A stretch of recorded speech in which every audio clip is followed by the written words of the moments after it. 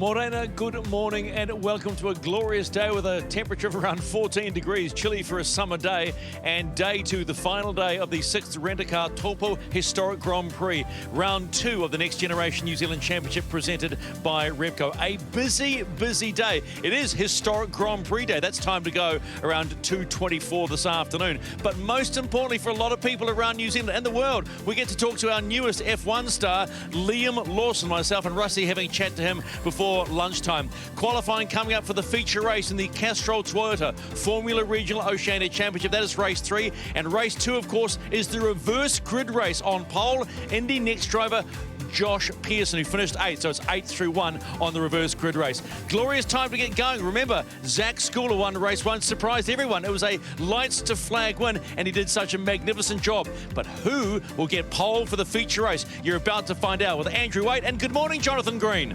Good morning, Stephen. Thank you very much indeed. Great intro, and yes, sets us up nicely. And you mentioned Formula One stars. Andrew, would you believe it? There are 4 current and ex-Formula One drivers here this weekend. Roberto Moreno, Brendan Hartley, Liam Lawson, and of course, David Brabham.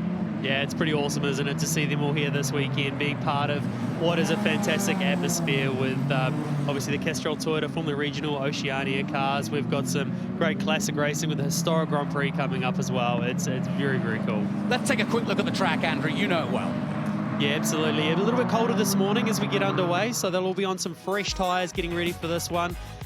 3.3 kilometre distance, 14 corners, and a little bit of elevation change for you. Blind spots around the corner, around the track, especially up over turn 4 and 5 down into there. And the all-important turn number 11 is one that they'll be focusing on to make sure they get a nice run out of there as we get ready to rock and roll for qualifying. Those fresh tyres do make such a difference around here with the high degradation surface. It's a talking point. It's a positive talking point. Everyone's talking about it because it completely changes your thinking and how you approach the weekend and what you've got to do. You've got to be so pinpoint accurate and making sure that setup's right on point.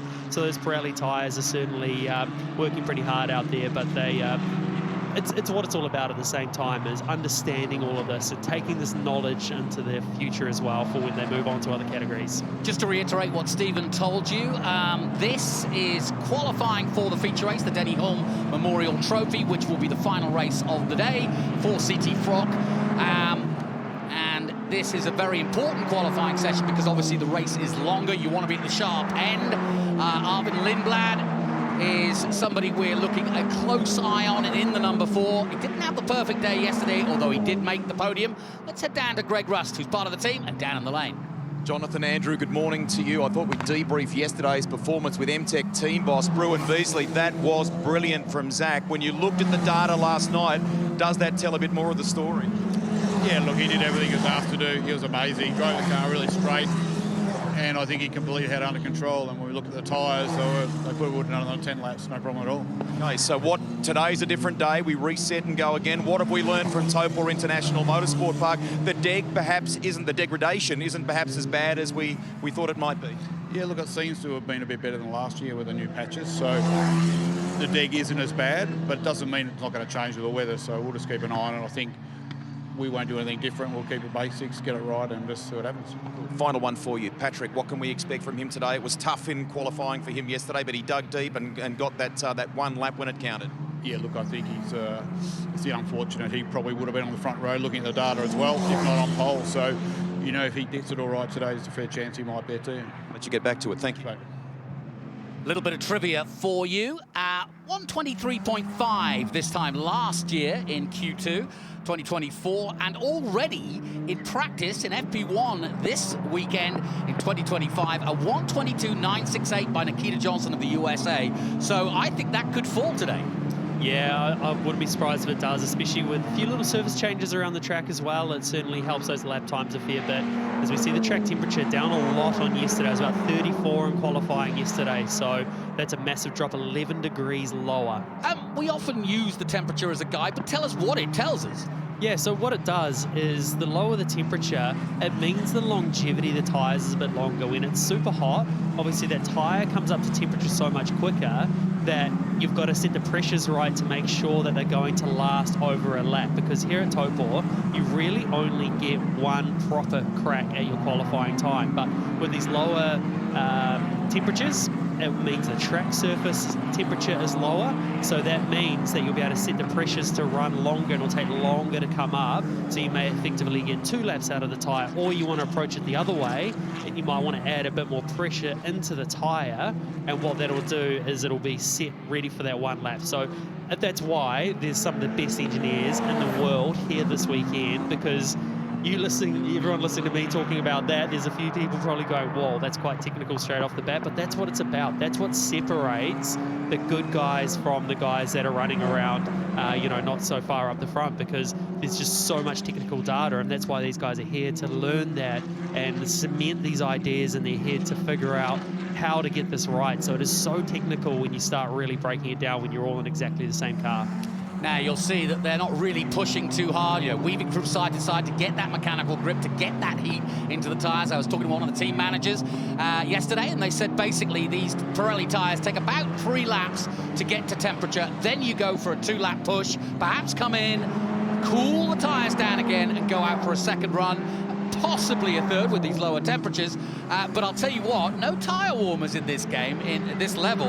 But how cool is this? I watched Giles put their tyres before qualifying yesterday out in the sun and turn them every 10 minutes. Yeah, every advantage you can get, you do that. You put them in the sun, because then what allows you to do is it has that core temperature just that little bit higher when you do get out on track, so you don't have to work them as hard to build up that tyre temp. But one thing we noticed yesterday, and I'm seeing it again today, is just how slowly they build those tyres up. Yeah. It's not sort of out lap 1. You know, normally it's around, in some categories, you're sort of pushing around sort of 50%, 80% go. What I'm noticing here is you're sort of 40, 60, 80, then go. It's a real long procedure to get these tyres into the window, but that's what, again, all this knowledge that everyone gains over time, especially now that Pirelli's been run last season, they figure this knowledge out and they learn how to really build up that temperature, and they call it preparing the tyre for the lap. You know, we spoke to Will Brown this morning, and I have to say, he's such an affable guy that you forget sometimes the kind of professional risk he's taking here, because he doesn't need to do this. He's doing this because he wants to do this, and his sponsors are willing to help him do this. He's a supercar guy. What does he need to do this for? But he wants to see where he is, and one of his good mates, like you, is Shane Van Gisbergen, and he kind of wants not to be the next SVG, but he wants to emulate trying to race as much as possible. I think the simple word there is he's a racer. He just loves getting in cars, loves getting into it, and you know, puts that reputation aside to just go and enjoy himself, because a big part of it is enjoying yourself, because if you enjoy yourself, you do better at what you're doing at your craft. So that's exactly what he's doing, and he'll leave this weekend with 5 weeks of race preparation before he even begins his season. And look at those lap times straight off the bat. Straight off the bat. Will Brown put in a 1:23.8 to set the benchmark, but already both Skula and Nikita Johnson have gone quicker, 23.6. I already mentioned the 23.5 from last year. We're already close to that, and a lock-up by Arvid Lindblad, who has certainly come in here as the favourite with Red Bull. Got a podium yesterday, but he'll want more out of today. But you don't want to flat spot your tyres.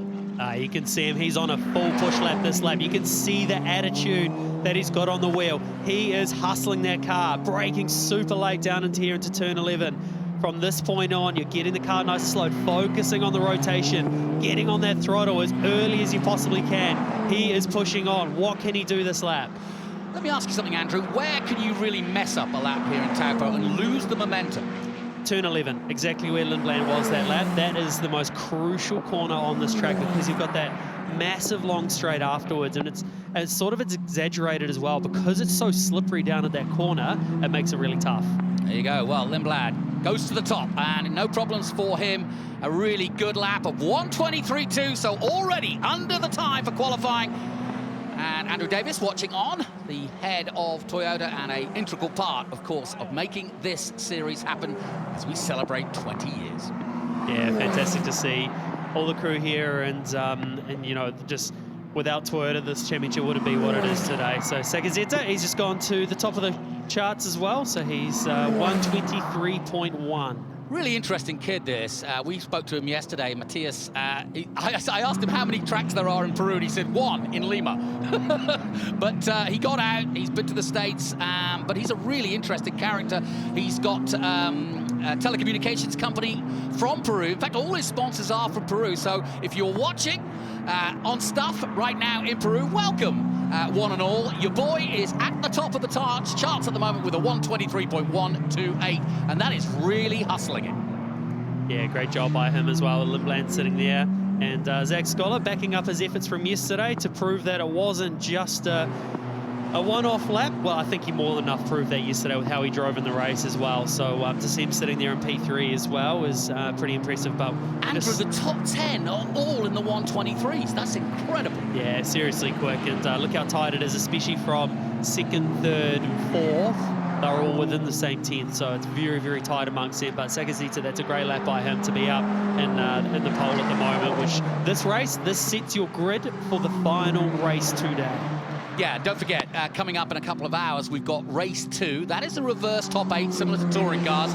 What we do is we take the results of race 1 and then flip them for the top 8. So the guys that were at the front will start 7th and 8th, and then the 8th position, which was Josh Pearson, will start pole. Let's head down to Greg Rust. Jonathan, you were in the press conference on Friday, and a little something to ponder here, of course, is the benefit of coming back and doing this series for a 2nd year in a row. Michael Shin proved consistency last year. He was delighted at the thought of coming back and taking part in CT Frock in 2025, and he will be. His eyes are on a very consistent performance over this compressed 5 weeks of competition. Yeah, he was the 4th overall last year, so the highest finisher from last year. Jet Bowling also returns. It was his debut last year and managed to get a few top 10s and became the most improved driver and got the most laps. I think the exact number, but it was over 3,500 kilometers on track, and that's got to be a great experience. Yeah, 100%. It makes such a difference being able to do that. And as we see Will Brown on screen at the moment, speaking of, got a bit of a replay, lock up into the infamous turn 7. It's such an easy corner to lock up into there. But just back to what I was about to say about Will Brown, he's not quite where we saw him yesterday, sitting in 7th at the moment, and time's certainly ticking down. Those tyres, we're getting a lot of wear as we go. As we see him come across the line, can he improve as he goes across this time? Yes, he does, only just up to 6th position there. But at this point, how much longer do you want to stay out there? You're wearing that tyre out. You need this tyre for the last race today, which is the longest race. So as you can see, Will Brown, he's called it there. He's not pressing on from this point. Is he just going to do a cool down and go again? But looking out from our commentary position, quite a few are now starting to just back it off a little bit and conserve those tyres. So whether or not they go for one more push lap, because what that allows you to do, if you back off, it takes the temperature back out of that tyres and sort of gives it a reset, and sometimes it allows you to have one more push lap. So whether or not we see that, we'll hang tight. Getting down to the business end, less than 3 minutes to go in qualifying 2 to decide the grid for the feature race, and as it stands, Sagazeta of Peru leads the way from Arvid Lindblad of Great Britain. Then comes Zach Schooler, the man who won the first race, and Michael Shin in 4th position. Nikita Johnson, who had provisional pole for a while, down to 5th now. Will Brown 6th, Josh Pearson 7th, and Enzo Ye of Chinese Taipei in 8th. But the clock is ticking hard, and I think, yes, you're right, we're going to get one more push lap, maybe from maybe half the field, and I wonder if anybody can improve some more in this one. So this will be the interesting part here. Will we see Lindblad go for the pit lane, or is he just preparing himself for another lap? So the obvious sign will be, you'll see from here, is he going to make his way around? Nope.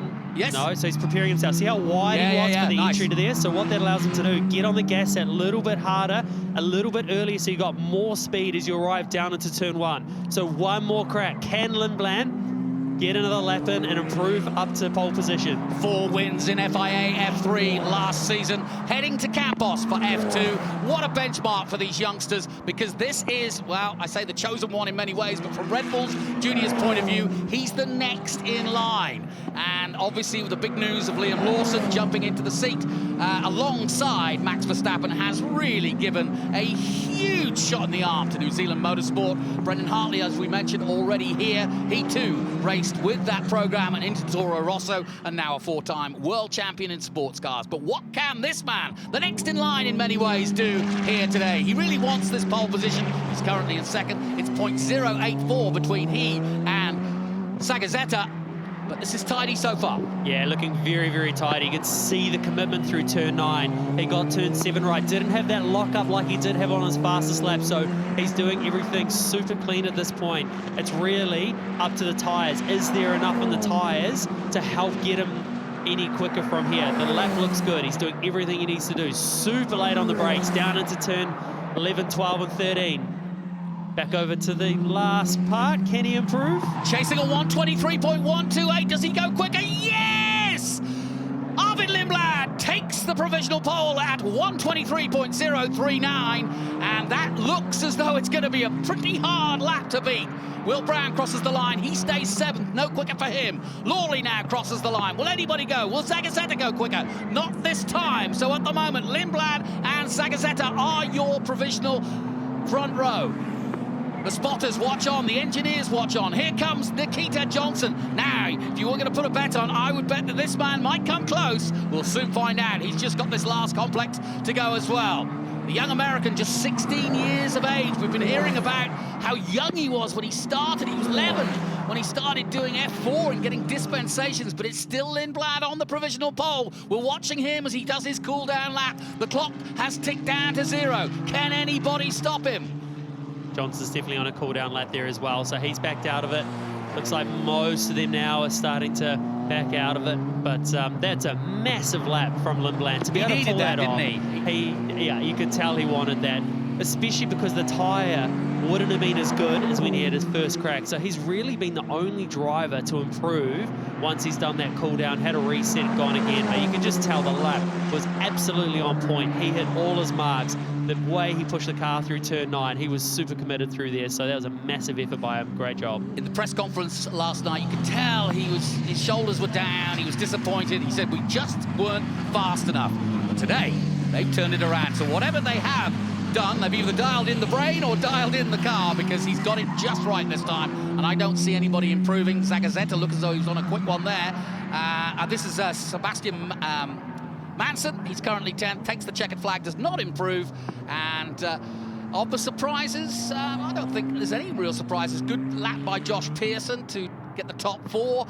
And we had a quick chat with him about that, but let's just check on the results then. It's pole position for the Brit, Arvid Lindblad, of M2 competition. Matthias Zagazzetta takes 2nd. Zach Schooler, winner of the first race, is 3rd. Josh Pearson, Michael Shin, Nikita Johnson 6th, Will Brown 7th, Enzo Ye in 8th, Patrick Huizenrode of Australia 9th, Sebastian Manson of New Zealand 10th, and then Sean Rashid, Nicholas Monteiro, Jet Bowling 13th, Crosby, Stati, and just behind Stati is